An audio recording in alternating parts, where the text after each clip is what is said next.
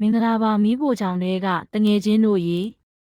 ဒီနေ့တော့အလွှာလိုက်လာပါတဲ့ creep ခက်ကလေးကိုအိမ်မှာပဲလွယ်လွယ်ကူကူဘလို့ဖန်တီးမလဲဆိုတာပြသပေးသွားမှာပါစတင်လေးလာသူမုတ်ဖုတ်သမားလေးတွေအတွက်အရန်လွယ်ကူပါတယ်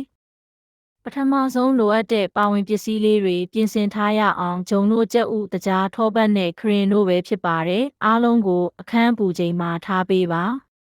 ကဲခရီပင်မုံသားလေးတွေအရင်လောက်ကြမယ်ပါဝင်ပစ္စည်းတွေကိုတေချာရောမှွေပြီးဒဲအိုးပူပူမှာပပလေးကြော်ပေးပါရွှေအိုရောင်တန်းလာရင်ရပါပြီ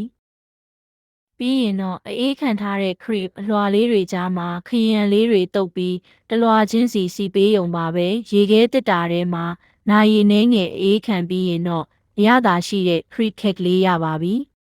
ဒီနီလန်းလေးကစတင်လေးလာသူမုတ်ဖုတ်သမားလေးတွေအတွက်အရန်လွယ်ကူပါတယ်ကိုယ်တိုင်လှုပ်ထားတဲ့ creep pack လေးကိုမြည်စမ်းကြည့်ပြီးဘယ်လိုရှိလဲဆိုတာ comment မှာပြောပြခဲ့ပါအောင်တော့ like share လုပ်ပြီးနောက်ထပ်ဗီဒီယိုတွေအတွက် subscribe လုပ်ဖို့မမေ့ပါနဲ့